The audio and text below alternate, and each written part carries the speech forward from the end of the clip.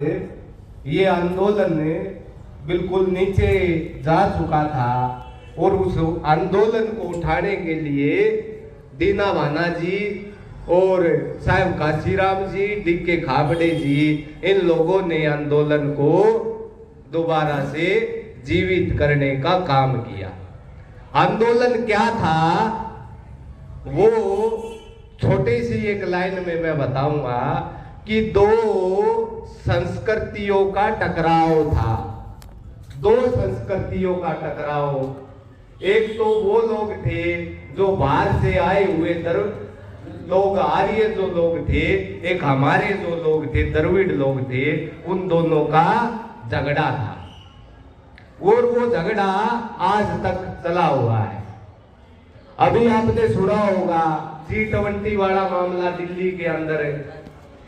जो G20 हुआ था ना दिल्ली के अंदर, बहुत से देशों का सम्मेलन हुआ था, उसमें एक नारा दिया गया था, एक नारा लिखा हुआ था, एक फैमिली एक देश, मतलब इस प्रकार का एक वो आर्थिक कुटुंब वाला मामला उन्होंने उसमें एक कोटेशन दी हुई थी G20 के अंदर। वो क्या था, वो समझने का मामला था हमारे लोगों का। क्या था कि जो बाहर से जो लोग आए हुए थे वो नस्ल वाला झगड़ा, नस्ल को अपनी एक नस्ल को इकट्ठा करके एक करना चाहते हैं और जो जिन जिन देशों के जो मूल निवासी है उनके ऊपर राज करना चाहते हैं। ये था G20।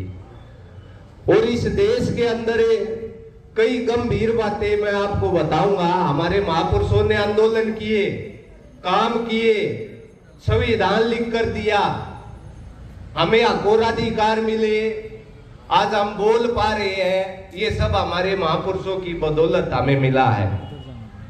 अभी आप देखते होंगे, अभी दिल्ली के अंदर एक चीज हुई थी, ये चला हुआ इस पूरे वर्ल्ड में चला हुआ है, जो पूरे वर्ल्ड की 13 से 14 परिवार है वो इकट्ठा होकर पूरे वर्ल्ड को अपने कब्जे में करना चाहते हैं, पूरे संसार को अपने कब्जे में लेकर गुलाम बनाना चाहते हैं। तो उनका क्या चलाया उन्होंने, जैसे अभी कोरोना का आया था, कोरोना महामारी आई थी। अभी लड़ाई जो है, पहले लड़ाई थी तलवार से बंदूक से मारने वाली, अब लड़ाई वो नहीं रही है, अब लड़ाई हो गई है इंजेक्शन ठोक के मारने वाली। इंजेक्शन ठोकेंगे, दवाई से मारेंगे, आपको पता भी नहीं लगेगा। इन्होंने G20 के अंदर जो वो 13 से 14 परिवार है वो पूरे संसार को अपने कब्जे में करना चाहते हैं। इनकी मीटिंग होती है हर 2-3 साल में। कोरोना महामारी जो लेकर आए उसमें इन्होंने एक चलाया था, ये जो 5 लाख वाली जो स्कीम थी बीमारी वाली, उसका नाम स्किप हो गया मेरे माइंड से, आयुष्मान भारत, वो कोविड के तहत चली थी।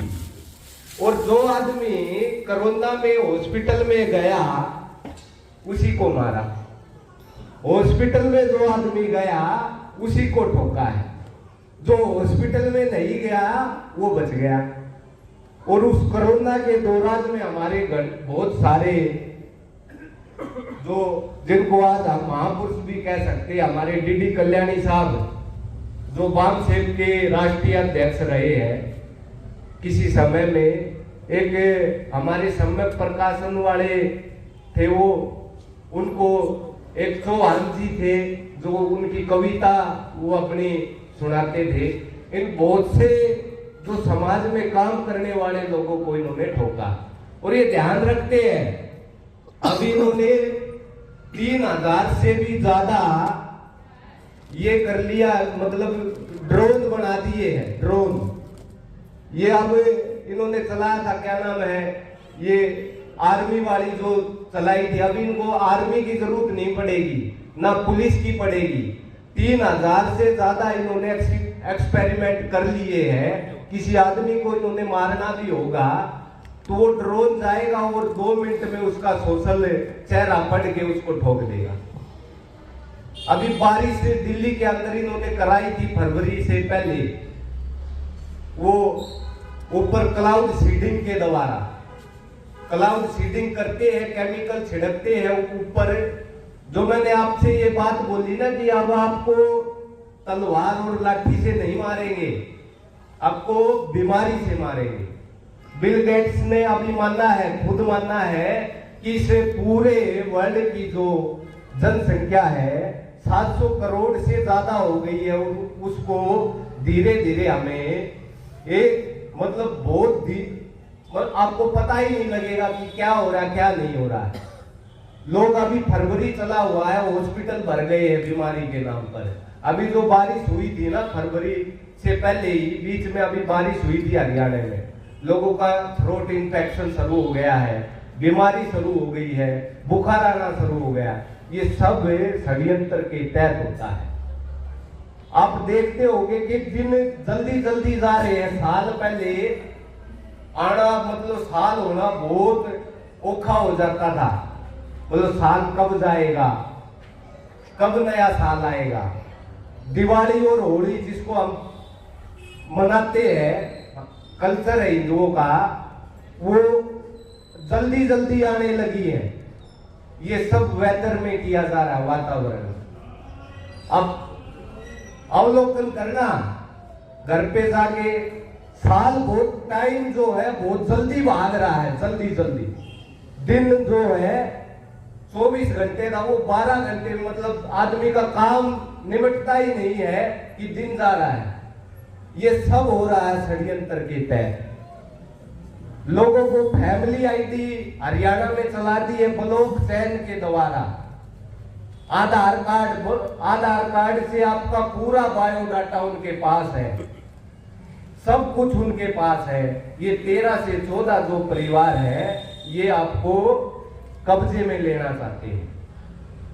और ये आंदोलन जो हमारे महापुरुषों ने चलाया वो पहले ही बोल के गए हैं, दूरदर्शी है, उन्होंने अलर्ट कर रखा है। और ये अभी नरेंद्र मोदी इजराइल में गया, अभी आपने देखा होगा वो एक फाइल, एप्स्टीन फाइल का जिक्र हुआ होगा सोशल मीडिया पे। क्या है वो? कुछ नहीं है, ड्रामा है, उससे उनका कुछ नहीं होने वाला। वो फुल मजा करेंगे, आपको उसमें उलझा देंगे। जो उन्होंने षड्यंत्र करना है वो करते रहेंगे, उससे उनका क्या क्या फर्क पड़ेगा? कौन उनके खिलाफ बोलेगा? आप बिल गेट्स के खिलाफ बोलोगे, जुकरबर्ग के खिलाफ बोलोगे, कोई नहीं बोलता। आदी बना दिया लोगों को। अब घर पे जाके देखना, इतनी बड़ी कॉलोनी है, प्रोग्राम के अंदर कोई बच्चा, युवा, बुजुर्ग घरों के आगे बैठे हुए हैं, तो प्रोग्राम में कोई नहीं आया, सब फोन चलाते मिलेंगे आपको। इतना आदी बना दिया। ये सिस्टम है इस देश में इन लोगों ने षड्यंत्र के तहत किया।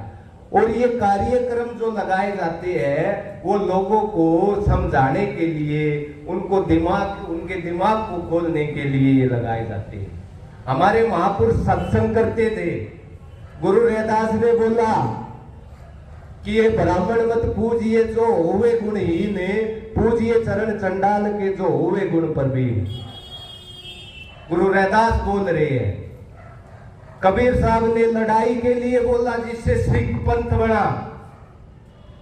कबीर साहब ने हमारे जिन्होंने ऐसी वाणी बोली, उस समय में 13वीं से 14वीं सदी में उन्होंने पहले ही आगाह कर दिया। उन्होंने बोला कि गगन तमामा बाजा, निशान घाव लाग्या, और खेत बुआरे सूरमा, अब झुंझड़ का दाव, और सूरा सो पहचानिए जो लड़े दिन के हित, और पुरजा पुरजा कट मरे कबू ना छेड़े खेत।